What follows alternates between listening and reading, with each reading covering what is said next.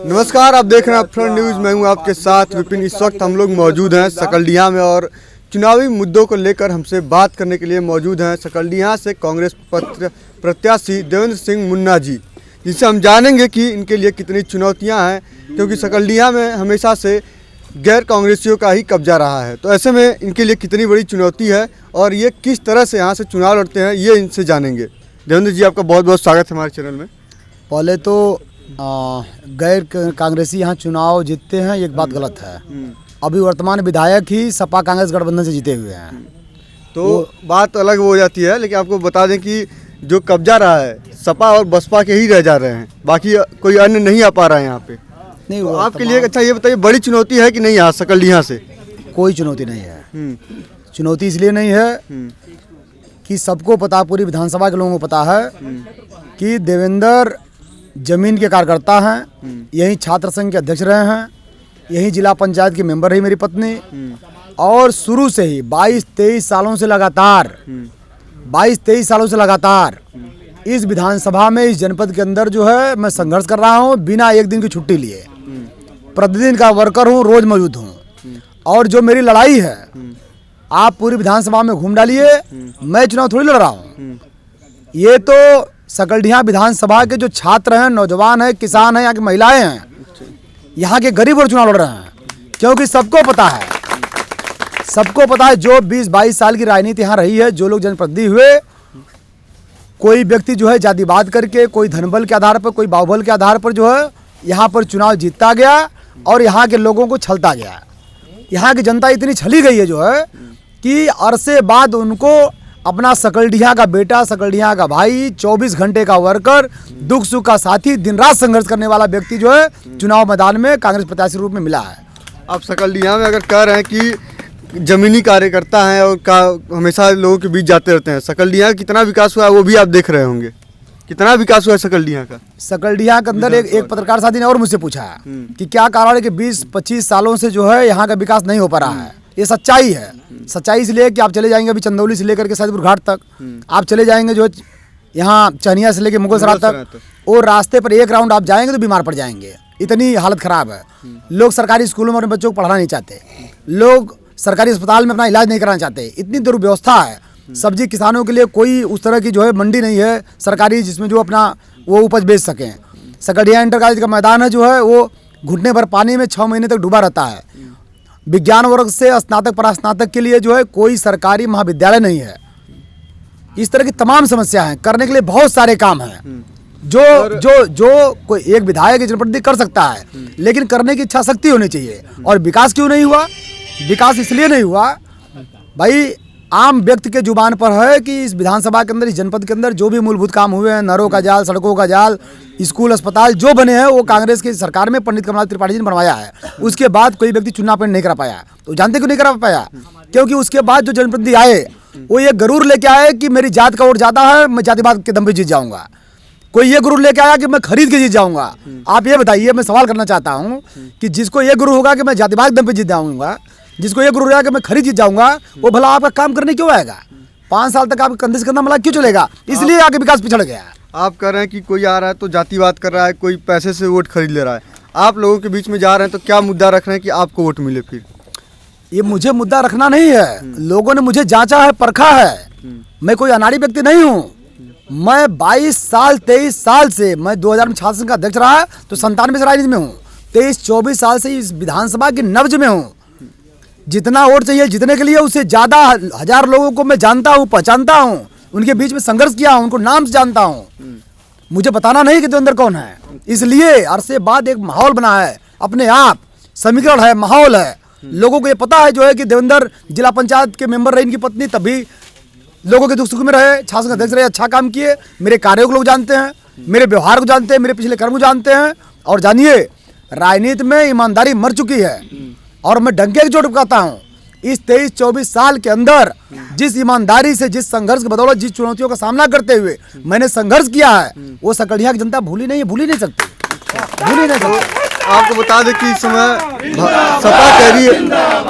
सपा कह रही है हम 400 पार लाएंगे, योगी जी कह रहे हैं 300 पार लाएंगे, फिर कांग्रेस कहाँ गई?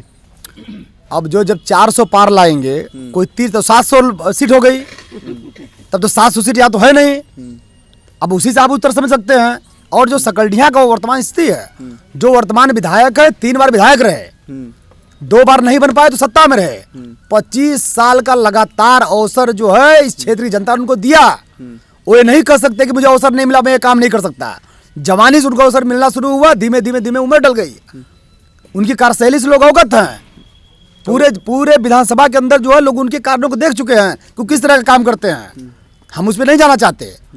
इसलिए जो है लोगों को यहाँ एक ताकतवर और मजबूत विकल्प के रूप में कांग्रेस पार्टी का उम्मीदवार देवेंद्र सिंह मुंडा मौजूद है। उनका भाई, उनका बेटा है, लोग वोट करने जा रहे हैं।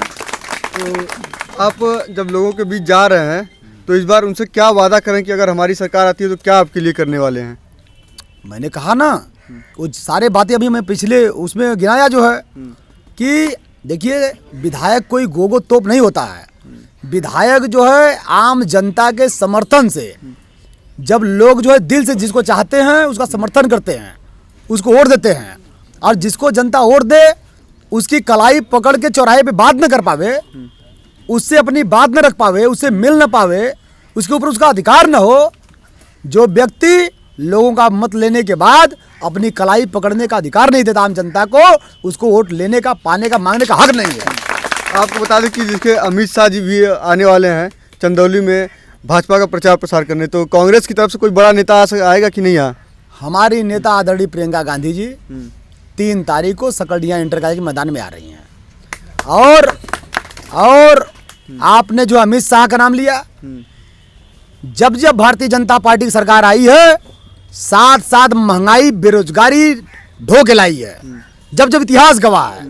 और इस बार तो हद हो गई, हद ये हो गई कि जब ये सरकार हमें धर्म और जाति के चंगुल में फंसा करके, धर्म की अफीम चटा करके वोट लेकर के सरकार बनाई, और उसके आड़ में किया क्या, सारे सरकारी उपक्रम को, सारे सरकारी विभागों को अपने दोस्त अदानी अंबानी को बेचने के अलावा इन्होंने क्या काम किया?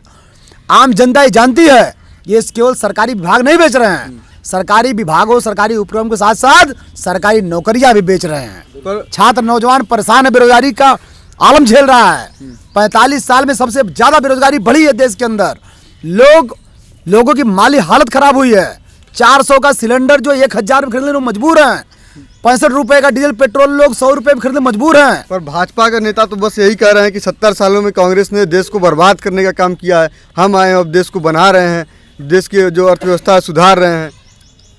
देश की जो अर्थव्यवस्था है, अब किसी अर्थशास्त्री से इसकी बात पूछ लीजिए, वो आपको उत्तर दे देगा कि तब मनमोहन सिंह के ज़माने में देश की अर्थव्यवस्था क्या थी और आज इनकी अर्थव्यवस्था क्या हुई।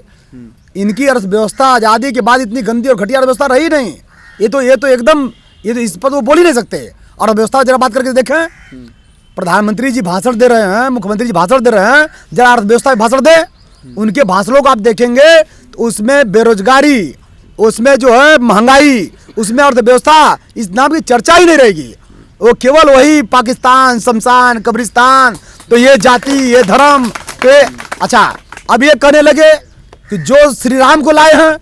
पहले मैं भारतीय जनता पार्टी के साथियों से पूछना चाहता हूं कि ये पहले तय कर लें कि श्री राम इनको ले आए हैं कि ये श्री राम को ले आए हैं। पहले ये तय कर लें। इनको शर्म नहीं आती, शर्म नहीं आती। पूज्य भगवान श्री राम हम सबके आराध्य हैं, पूरे विश्व के लोग उनको मानते हैं, भारत के लोग नहीं मानते हैं, और ये बेवकूफ़ कर रहे हैं कि हम उनको ले आए हैं। हाँ, ये तो हमने बहुत सुना भी है, इंटरव्यू में कई नेताओं ने भी बोला है कि जो रामलला हम आएंगे और आपको भी लेकर आएंगे, और लाए हैं, कह रहे हैं कि बिठाए हैं। ये मुद्दा नहीं है, ये बस ये कहे जो कह रहे हैं, जो चीख के कि जो राम को लाए हैं हम उनको लाए। पहले ये तय कर लें कि राम इनको लाए हैं कि ये राम को लाए हैं। राम ने इनको पैदा किया है कि ये राम को पैदा किया है, पहले ये तय कर लें। और सुनिए, एक एक व्यक्ति जानता है, गरीब आदमी महंगाई का दंश, बेरोजगारी दंश झेल रहा है। प्रत्येक व्यक्ति ये जानता है जो है कि जब जब भारतीय जनता पार्टी की सरकार बनी है, चरम पे महंगाई, चरम पे बेरोजगारी। अच्छा, एक बयान, पहले पूरी बात हो जाने दीजिए। चरम पे महंगाई, चरम पे बेरोजगारी।